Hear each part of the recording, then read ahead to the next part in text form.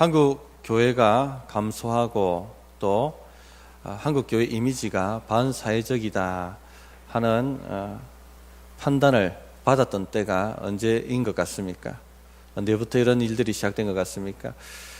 총신대학교 역사신학자인 박용규 교수님은 한국 교회가 감소하기 시작한 때 또 한국 교회 이미지가 반사회적인 그런 이미지로 평가를 받았을 때가 1992년 10월 28일 휴거가 온다, 종말이 온다 했던 다미 선교회 사건 때부터라고 진단을 합니다. 그때 많은 사람들이 행방불명이 되었고 또 수십 명씩 휴거를 대비하기 위해서 집단 생활을 했고 직장 팽개치고 가정 팽개치고 학업 팽개치고 모여서 모든 재산 팔아서 선교하는 데 매진하고 기도하는 데 매진하고 모여서 예배하는 데만 매진하고 그랬던 사건이 있었습니다. 결국 10월 28일 날 휴거는 일어나지 않고 종말은 오지 않았고 그래서 자살한 사람이 있었죠. 또 이 시한부 종말론을 퍼뜨렸던 이장림 씨는 성도들에게 34억 원의 돈을 횡령한 혐의로 구속되면서 이 모든 한바탕의 소동이 끝나버리게 됩니다. 그러나 이것 때문에 교회가 입었던 타격은 어마어마합니다. 어마어마합니다. 그런데 잊을만 하면 이 한국 교회 안에 다시 이런 시한부 종말론 이단들, 또 임박한 핍박론, 임박한 종말론 이런 것들이 드러나기 시작합니다. 또다시 나타나기 시작합니다. 이들은 대환란이 온다, 큰 핍박이 오고 있다, 종말이 오고 있다 그러면서 믿음이 연약한 자들을 겁박해서 자신들의 교리를 따르도록 만듭니다. 최근 들어서는요, 이 IS 문제, 또 이 할랄 단지, 동성애가 창궐 하고 있는 문제, 그리고 뭐 지카 바이러스가 일어났던 문제, 또 베리칩이 들어온다는 문제, 또 목회자들이 굉장히 타락해 있다는 이런 문제들을 대환난의 전조라고 얘기하면서 자신들의 주장을 펴고 있습니다. 이런 식으로 종말론에 빠져들게 되면 아주 광적인 삶을 살게 됩니다. 직장, 뭐 가정, 회사 뭐 이런 거 다 내려놓고 이런 집단에 들어가서 열심히 살아야지 되는 것처럼 그런 광란에 휩싸여 버리게 됩니다. 이런 종말론 이단은 초대교회 때도 있었습니다. 그 데살로니가 교회가 이런 혼란에 휩싸였습니다. 일부 데살로니가 성도들이 이 시한부 종말론에 빠져서 몇 날 몇 시에 예수님 오신다 해서 직장 다 내려놓고 모여서 집단 생활하며 성도들에게 자신의 짐을 지우고 그리고는 그들의 일상을 간섭하고 그들의 신앙을 불필요하게 간섭하고 하는 일들이 일어났습니다. 그것 때문에 교회가 굉장히 혼란스러워졌습니다. 그래서 사도 바울께서는 이들에게 다시 종말론을 가르쳐야 된다 하는 생각으로 오늘부터 5장까지 종말론에 대한 이야기를 합니다. 한국교회 이 사입이 시한부 종말론자들이 많이 일어나는 이유가 종말론을 교회가 제대로 가르치지 않았다 하고 평가하고 비판하시는 분들도 있습니다. 그래서 오늘부터 이 종말론에 대한 부분들을 살펴보도록 하겠습니다. 오늘 살펴봐야 될 것은 성경적 종말의 삶이 뭐냐, 어떻게 살라는 거냐 하는 것에 대한 이야기입니다. 지금 우리는 종말을 살고 있습니다. 주님이 오신 성육신 하신 때부터가 종말이 시작되었습니다. 주님이 다시 오실 때 종말이 완성되고 하나님 나라가 임하는 것입니다. 그럼 이 종말의 시간을 어떻게 살아가야 되는가 하는 것 주제를 오늘 살펴보고 있는데 간단하게 한마디로 말하면 단정하게 자신의 일을 묵묵히 해가라는 것입니다. 주님이 말씀하시는 그겁니다.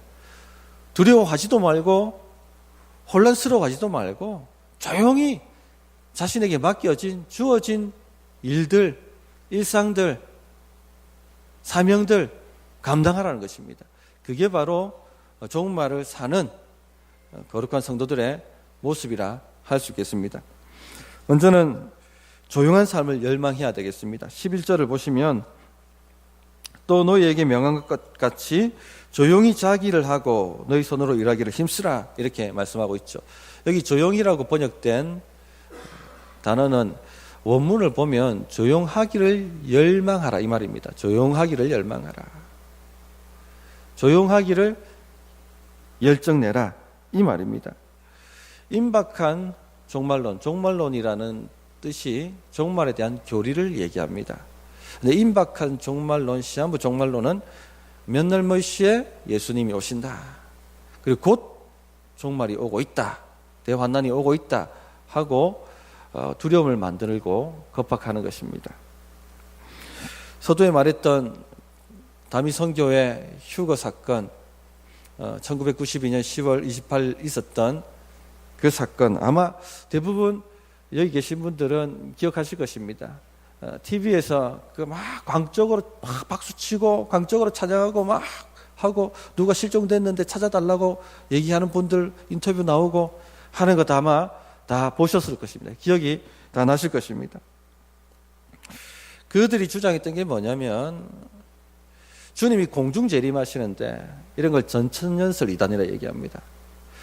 공중 재림하시는데 믿음 좋은 사람만 그 공중에 들려 올라가게 되고 이 휴거라고 얘기하죠. 이것을. 그리고 남은 사람들은 대환난을 당하고 큰 핍박을 당하고 고통을 당한다. 이렇게 주장을 합니다. 그러니까 이 말에 미혹된 사람들이 나도 휴거를 돼야 되니까 광적으로 찬양하고 광적으로 뭐 세상을 다 팽개치고 그 일을 하고 있는 겁니다. 그것이 믿음이라고 생각하는 거예요. 그것이 참 믿음이라고 생각합니다. 그런 것에 빠져들게 됩니다. 이때 나왔던 이야기가 바코드가 666이기 때문에 어느 순간 이마와 손에 바코드가 인식될 것이다. 삽입될 것이다. 그거 받으면 사탄의 표를 받기 때문에 큰 환난 당하고 휴거 당하지 못한다. 이런 주장을 폈었죠. 근데 지금은 어떤 버전으로 나옵니까? 베리칩을 받지 말라. 들어보셨죠? 베리칩 버전으로 지금 탈바꿈해서 나오고 있습니다. 그런데 이것을 믿습니다. 사람들이 믿어요. 이 허황된 말을. 학교 교사하시는 분도 이 허황된 말을 믿고 계시더라고요. 그게 허황되다는 걸 얘기해 주어도 그 혼란에서 빠져나오지 못합니다. 지금 미혹하는 영이 아주 강력하게 역사하고 있습니다. 얼마나 이 미혹하는 영이 사람을 휘어잡는지 이 뻔한 거짓말임에도 불구하고 사람들이 그 거짓말을 분별하지 못하고 빠져나오지 못하는 것을 봅니다. 이들이 생각하는 믿음이라는 게 뭐냐면 행위입니다. 행위. 광적인 행위.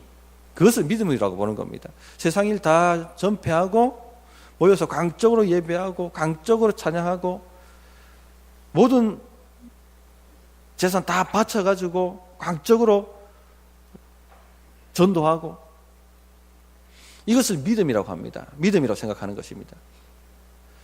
그런데 성경이 말하는 믿음은 무엇입니까? 믿음은 우리 행위를 믿는 것이 아니라 예수님이 우리를 위해서 빌려주신 그 구속의 은혜를 믿는 겁니다. 그게 바로 믿음입니다. 주님이 우리를 대신하여 율법을 완수하시고 성취하셔서 획득하신 의를 믿는 것입니다. 그래서 우리가 의롭다함을 받았고 영원한 구원에 이르렀다 하는 이것을 믿는 것이 바로 믿음입니다. 이 믿음을 가지고 있으면 이런 광적인 혼란에 휩싸여 빠져들지 않습니다. 오히려 조용한 삶을 살게 되어 있습니다. 평온한 삶을 살게 되어 있습니다. 다니엘서 12장을 제가 설교하면서 종말론을 잠깐 언급을 했습니다. 우리는 이미 예수님과 함께 십자가에 못 박혀 죽었습니다. 우리 옛사람은 주님과 함께 십자가에 죽었습니다. 더 이상 사망이 우리를 종노릇하게 만들지 못합니다. 죄가 더 이상 우리를 종노릇하게 만들지 못합니다. 그리고 주님과 함께 부활했습니다. 지금 우리가 살아가는 삶은 부활의 삶입니다. 영원한 생명의 삶입니다. 아들이 있는 자에게는 생명이 있고 영생이 있다라고 말씀하고 있지 않습니까? 그래서 우리는 죽어도 사는 존재입니다. 세상에 어떤 핍박이 오든지 어떤 고난이 오든지 어떤 종말이 오든지 어떤 문제가 일어나든지 그 모든 것이 우리를 그리스도 안에 있는 하나님의 사랑에서 끊을 수가 없습니다. 하나님은 반드시 우리를 살려내시고 반드시 우리를 영원한 하나님 나라로 인도하시는 분이십니다. 아멘이십니까? 예, 이 사실을 믿는다면 이 소문에 저 문제에 사람이 붙잡혀가 두려움에 몰려서 왔다 갔다 하지 않습니다. 좌우되지 않습니다. 오히려 주님과 함께 담대하게 이 세상에 일어나는 이 풍랑들을 밟고 나아가는 삶을 살게 되는 것입니다. 이것이 예수님 믿는 사람들의 삶의 모습입니다. 그래서 주님께서는 평안을 너희에게 끼치노니 곧 나의 평안을 너희에게 주노라. 내가 너희에게 주는 것은 세상이 주는 것 같지 아니하니라. 너희는 마음에 근심하지도 말고 두려워하지도 말라. 이렇게 말씀하셨습니다. 우리 마음에 평강이 깨어졌다면 주님을 믿는 믿음에서 벗어났다는 얘기입니다. 그러니까 광적으로 뭔가에 매달리는 겁니다. 두려워서 열정적으로 기도하고 찬양하는 거 하고 주님을 믿는 믿음에 감사와 감격이 일어나서 열정적으로 기도하고 찬양하는 거 하고는 질적으로 차원이 다른 얘기입니다. 근본이 다른 얘기입니다. 주님이 우리 안에 영생을 주셨다는 걸 믿는다면 우리는 이미 죄와 사망에서 생명과 성령으로 옮겨진 존재라는 것을 확신하고 믿는다면 오히려 문제가 일어날 때 마음이 평안해집니다. 내가 자고 누웠다 깨리니 주께서 나와 함께 하심이라. 주의 군대가 나를 둘러싸미라 하고 시편에 고백하고 있지 않습니까? 그래서 마음이 더 평안해지는 겁니다. 지금 새벽기도 본문이 사도행전인데요. 헤롯이 야고보 죽이고 난 다음에 베드로를 잡아서 옥에 가두었습니다. 유월절 끝나고 죽이려고 했는데 그 전날 밤에 베드로가 뭐 하고 있는지 아십니까? 잠 잘 자고 있습니다. 강적으로 주야 하고 나를 살려달라고 부르짖는 게 아니라 오히려 지금 교회가 마가 어머니 집에서 막 간절히 기도하고 당사자 베드로는 자고 있는 거죠. 평안하게. 이게 믿음입니다. 나는 죽어도 산다.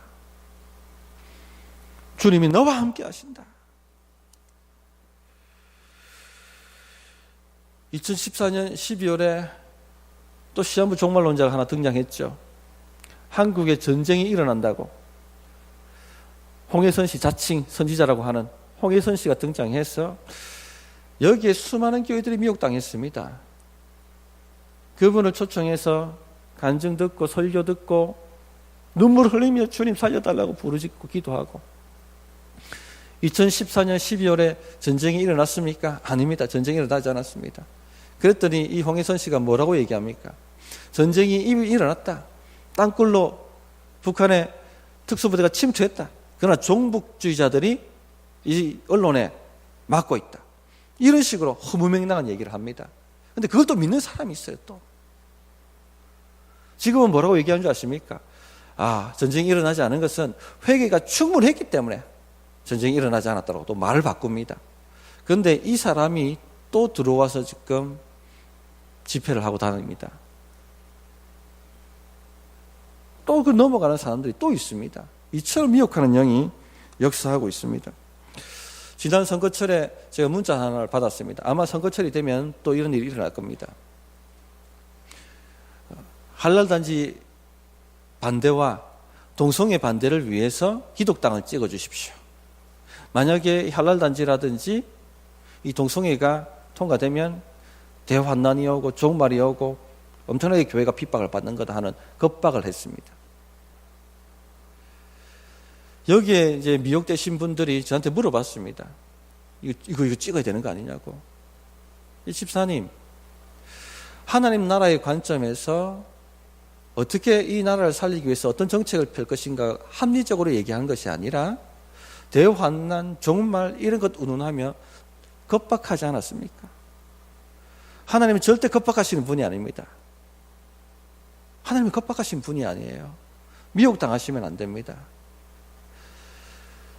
이 귀신은 무당은 대물림 하지 않습니까?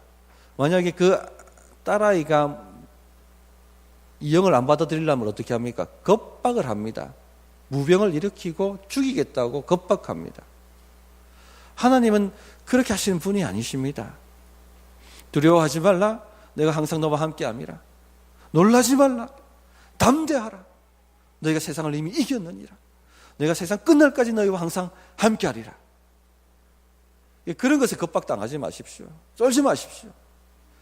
그런 것에 겁박당하면은 세상 사람들이 교회를 반사회적이고 반지성적인 단체로 봅니다. 광적인 단체로 보는 거예요. 계속 그런 이미지로 비춰지게 되는 겁니다. 이것이 오히려 복음을 막습니다.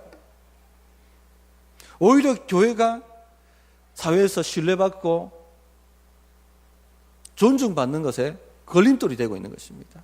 우리가 똑똑해야 됩니다. 영적인 분별을 가지고 살아야 됩니다. 조용한 삶을 열망하십시오. 바울 사도가 지금 언어 유희를 하고 있습니다. 그렇게 너희들 열정적인데 그 열정이 있으면은 오히려 주님 믿고 담대한 삶, 조용한 삶, 평강의 삶을 열정해라. 살아보라. 이렇게 말씀하고 있는 것입니다. 성경적 종말의 삶은 주님 믿고 아주 조용한 삶, 평온한 삶을 사는 겁니다. 옆에 폭탄이 떨어져도 담대하게 사는 삶입니다. 이 소문에 왔다 갔다 하지 않고 저 소문에 왔다 갔다 하지 않고 이 사람 말에 왔다 갔다 하지 않고 담대하게 딱 뿌리를 받고 주님 믿고 풍랑 밟고 가는 삶, 그런 삶 삽시기를 바랍니다. 두 번째는요, 자기 일을 하라는 겁니다. 자기 일을 하라. 그것이 바울 사도가 말씀하고 있는 두 번째 종말의 삶입니다. 명한 것 같이 명령을 했다는 것이죠. 이 시한부 종말론자들, 그리고 이런 임박한 종말론에 빠진 사람들 보면 아주 스펙타클한 영적 체험을 구합니다. 그래서 극단적 은사주의 쪽, 그리고 시한부 종말론자들 속에서 이런 임박한 종말론이 퍼지는 겁니다. 그리고 진짜 거짓의 영들이 역사하기 때문에 신비체험이 일어납니다. 거짓 예언들이 일어납니다. 정확하게 사람을 맞춰요. 지금 당신 삶이 이렇죠? 하고 얘기합니다. 당신 이런 문제를 가지고 있죠? 하고 정확하게 얘기합니다. 무당 찾아가도 무당이 다 얘기하지 않습니까? 이처럼 거짓 영들이 정확하게 신비체험을 경험하게 만들고 미혹하고 혼란합니다. 그래서 여기에 푹 빠져버리는 겁니다.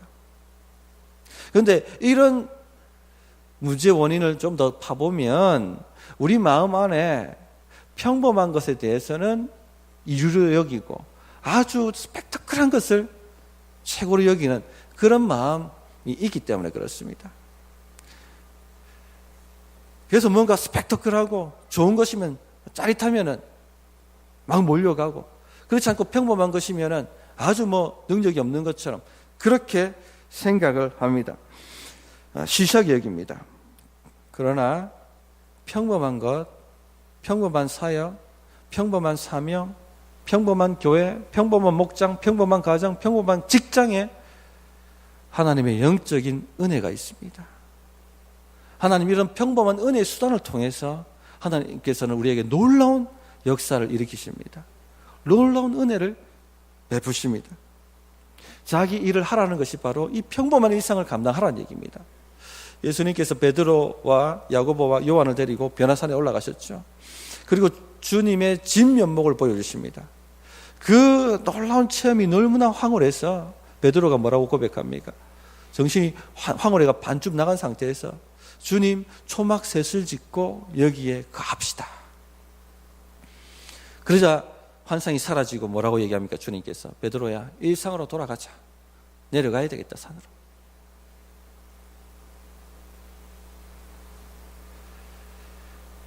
평범한 삶, 평범한 일상, 평범한 동료들, 여기에 영적인 가치가 있는 것입니다. 시끄럽게 우는 아이들과 씨름하고 갖는 아이의 똥기저귀를 갈아주고 늘 반복되는 직장생활 월요일마다 다시 돌아가고 늘 반복되는 가사일에 다시 돌아가고 빨래하고 또 설거지하고 청소하고 또 남편 기다리고 아이들 학원 보내고 이 평범한 일들이 정말로 중요한 영적 가치가 있는 일들입니다. 성공한 사람들을 보면 이 평범한 일들, 이 지루한 것 같은 이 일들을 충성되게 해낸 사람들입니다. 이런 사람들에게 하나님이 다음 단계로 넘어가는 은혜를 베푸십니다. 달란트 비유에도 보면 작은 일에 충성한 자가 큰 것도 맡게 될 것이라고 주님이 말씀하시지 않습니까? 한 달란트 받아놓고 에이시시에 땅에 묻어둔 사람은 걷는 것이 없었습니다. 그러나 2달란트 받은 사람들, 3달란트 받은 사람들, 그 맡겨진 그 평범한 일들을 믿음으로 충성스럽게 감당해내니까 주님이 다음 단계로 넘어가게 만드시는 것입니다. 우리에게 주어진 평범한 일상들, 평범한 일들, 평범한 사람들, 만나는 사람들, 평범한 목장, 여기에 하나님의 놀라운 신비가 있다는 것을 믿으시기 바랍니다. 이 일들을 하십시오. 자기 일을 하십시오. 충성되게 하십시오. 여기에서 반드시 놀라운 역사가 일어나게 될 것입니다. 우리가 너무 이 평범함을 싫어합니다. 한 방을 원합니다. 한 방을. 자판기 신앙이라고 하지 않습니까? 자판기 신앙. 누르면 나와야 됩니다. 한국 사람들은 성격이 급해서 안 나오면 그 수백만 원짜리 자판기가 깨집니다. 자판기가 200원짜리 안 나온다고 자판기를 깨버려요. 수백만 원짜리를. 신앙도 우리 이 한국 사람 기질이 그대로 갖고 있기 때문에 우리도 이 신앙도 기도하면 바로 답이 나와야 됩니다. 영적 조급증이 있습니다. 국민일보 받아보시는 분 있죠? 거기 광고란을 보십시오. 당신의 영적인 문제를 한 방에 해결해 드립니다. 경제적 문제 한 방에 해결해 드립니다. 이 집회에 오십시오. 광고가 도배되어 있습니다.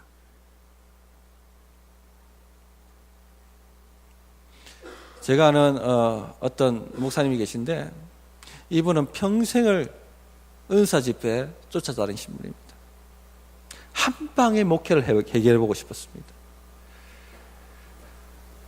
능력이 있다는 분한테 안수 받아가지고 손 얹으면 병이 다 떨어져 나가고 암이 떨어져 나가고 그래서 수많은 사람들이 몰려오고 목회를 한 방에 일궈내고 싶으셨던 거예요. 국내의 모든 은사 집회는 다 가서 머리 내밀고 안수 받았는데 능력이 안 나타나는 겁니다. 간혹 나타나죠. 간혹 안전병이도 일어나고. 근데 매일 안 일어나니까 이제 안 되는 거죠. 그러니까 이제는 더 큰 은혜를 받아야 되겠다고 전 세계적인 은사 집회를 그 많은 돈 내어서 다니시는 거예요. 한 방을 지금도 꾸고 계십니다. 한 방을. 평범한 목회를 견디지 못하는 거예요. 못 나가면은, 그 집회를 못 나가면은 우울해 하십니다. 오히려 우울해 하셔. 그러나 평범함에 하나님의 영적인 비밀이 있습니다. 이 달란트를 잘 감당해내야지 다음 단계로 넘어가는 것입니다. 우리에게 맡겨진 평범한 일들에 집중하시고 우리에게 맡겨진 평범한 사람들에게 집중하시고 최선을 다하셔서 충성하셔야 하는 것입니다. 솔직히 평범한 일이 더 힘듭니다. 제가 해보니까요. 저는 전에 있던 교회에서 매년 단기 선교로 청년들을 훈련해서 데리고 나갔습니다. 근데 이제 단기 선교로 너무 중요한 일이지만 평범한 일에 비하면 단기 선교는 쉬워요. 솔직히 말하면. 새로운 나라에 가서 새로운 사람들을 만나고 다른 나라 말로 복음을 전하고 하는 것이 굉장히 흥미롭습니다. 뭔가 큰 일을 한 것 같은 느낌도 들고 1, 2주 그걸 못하겠습니까? 할 수 있죠. 그런데 매주 우리가 만나는 사람들에게 크리스천으로서 정직과 신실함으로 행동하고 그들에게 계속 복음을 나눈다는 것만큼 힘든 게 없습니다. 매번 만나는 직장 동료들한테 복음을 나누는 것이 쉽습니까? 아니면은 우리나라가 아닌 다른 나라에 가서 그냥 한 일주일 정도 복음 전하고 오는 것이 쉽겠습니까? 매주 만나는 사람들에게 복음 전하는 것이 크리스천에서 아름다운 모습을 보여주면서 그렇게 하는 것이 더 힘든 일입니다.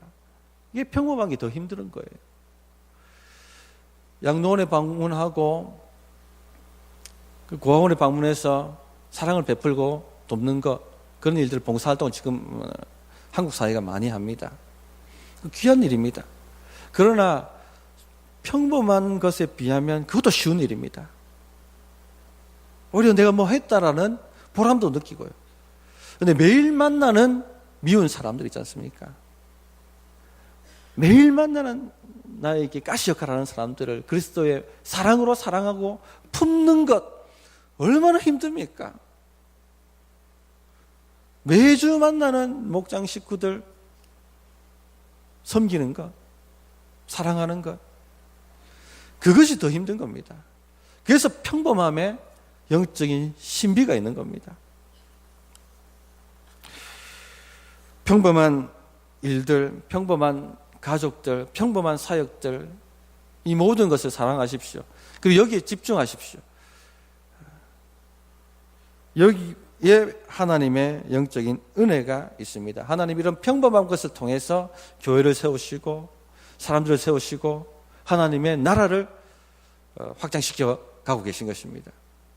또 이 자기 일을 하라는 것은 남의 신앙생활에 간섭하지 말라는 것입니다. 쓸데없이 간섭하지 마라. 신앙의 권면은 저 같은 사람, 맡겨준 사람이 감당하면 되는 겁니다. 그러니까 우리는 서로 격려하고 위로하면 되는 겁니다. 쓸데없이 간섭하는 것에는 영적인 교만이 있습니다. 이 종말론에 빠진 사람들, 데살로니가 사람들, 자기들이 기도하고 예배하고 뭐 자기들만 영적인 일을 하는 것 같으니까 아주 교만해져 가지고 쓸데없이 신앙 간섭을 한 거예요. 한 분이 계셨는데 이분 기도를 많이 하시는 분입니다. 그럼 새벽 기도 오셨으면 본인 기도하고 가시면 되지 않습니까? 그런데 꼭 다른 사람 기도하는 거예요. 가가지고 기도하면서 기도해달라고도 안 했는데 기도하면서 하나님 이래라더라 저래라더라 하고 간섭을 하는 겁니다. 많은 사람들이 상처를 받았습니다. 자기 일을 하라는 것은 자기 신앙 잘 세워가라 이 말씀입니다. 종말의 삶이 바로 그런 것입니다. 세 번째 마지막 성경적 종말의 삶은 자기 손으로 힘써 일하라는 것입니다. 자기 손으로 힘써 일하라. 즉 세상적 직업이 거룩하니 그 일을 믿음으로 하나님 섬기듯이 잘 감당하라 이 말입니다. 힘써 일하라. 헬라 시대 때는 이 손으로 일하는 것, 육체적 노동을 노예들이나 하는 일이라 하고 여겼습니다. 그런 사상이 교회 안에 들어와 있으니까 기도하고 찬양하고 하는 것은 아주 거룩하게 보이는데 이 손으로 하는 것은 굉장히 거룩하지 않은 것처럼 그렇게 생각을 했더랬습니다. 그래서 그런 일을 한 것입니다. 한번 질문하겠습니다. 제가 설교하고 또 기도하고 전도하고 하는 일이 영적인 일입니까? 식당 봉사하는 일이 영적입니까? 차량 주차 봉사하는 일이 영적입니까? 어떤 것 같습니까? 똑같이 영적입니다. 똑같이 영적입니다. 모두 다 거룩한 일입니다. 왜? 하나님이 맡기신 거잖아요. 교회 섬기라고. 그게 다 거룩한 겁니다. 그게. 두 번째 질문하겠습니다. 설교하는 일이 영적입니까? 우리 성도님들의 세상 직업이 영적입니까? 제 직업이 영적입니까? 우리 성도님들의 직업이 영적입니까? 헷갈리시죠? 똑같습니다. 똑같습니다. 저는 교회 일을 하는 사람이고 우리 성도님들은 하나님 나라 일하는 사람들입니다. 하나님께서 세상 섬기라고 하나님 손가발이 되어서 하나님 사랑 증거하고 섬기라고 하나님이 소명을 주신 거예요. 저는 여기 소명을 주신 것이고 그렇기 때문에 거룩한 것입니다. 다. 설교만 거룩한 것이 아니라 설교하는 일만 거룩한 것이 아니라 설거지하는 일도 거룩한 것이고 주님의 부름을 받아서 주님의 사명을 감당하고 있다면 그렇다는 것입니다. 복음은 오직 예수 그리스도를 믿는 믿음 외에는 그 믿음으로 말미암는 외에는 의가 없다고 말씀하셨습니다. 어떤 직장을 가졌냐에 따라서 의롭고 덜 의롭고가 없다는 얘기입니다. 설교는 더 의롭고 설거지는 덜 의롭고 그렇지 않다는 것입니다. 직업의 기천에 따라서 의가 결정되지 않습니다. 모두 동일한 것입니다. 오히려 직업의 기천을 나누는 것이 반그리스도적인 행동이고 죄입니다. 예수님도 목수셨고 베드로는 어부였습니다. 사도 바울은 몸소 자신이 이것을 증거하기 위해서 장막 만드는 일, 자기 손으로 장막 만드는 일을 하신 거예요. 그러면서 너희 손으로 힘써 일하라 이렇게 말씀해 주고 있습니다. 또한 너희 손으로 힘써 일하라는 것은 성도들에게 짐 지우지 말라는 겁니다. 성도들에게 짐 지우지 말라. 불필요한 짐을 주지 말라. 자기들끼리 모여서 기도하고 예배하고 영적인 일 하니까 너희들은 세상 직업 가진 사람들은 나를 후원해라. 이렇게 이 데살로니가에 있던 사람들이 이야기를 했습니다. 그렇게 하지 말라는 얘기입니다.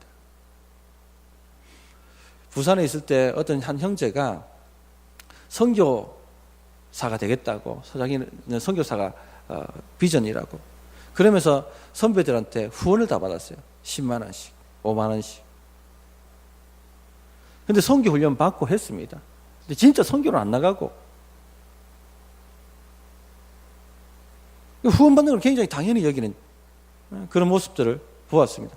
그게 바로 짐 지우는 겁니다. 짐 지우는 것. 뿐만 아니라 직장에서 교회를 하지 마시기 바랍니다. 교회 유인물 직장에 있는 프린터로 뽑아내지 말아야 됩니다. 남에게 짐 지우는 겁니다. 제가 그렇게 해봤거든요. 직장 다닐 때.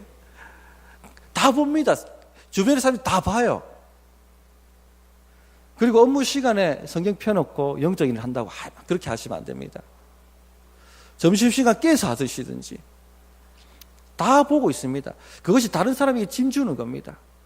또한 사장님이 크리스천이면은 그 크리스천 직원들이 굉장히 교회 일을 한다고 일 빼먹는 것을 쉽게 생각하시는 분들이 많이 있습니다.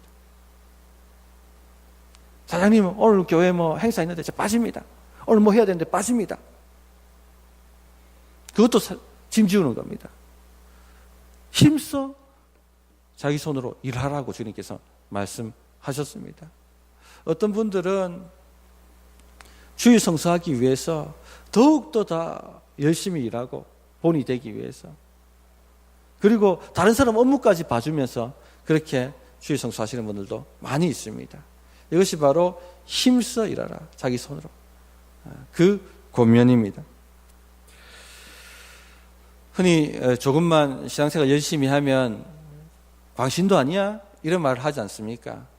그만큼 기독교가 반사회적이고 광신적인 단체처럼 비춰지고 있다는 것을 우리가 알아야 하겠습니다. 그래서 이 종말을 살 때 항상 조용한 삶을 열망하십시오.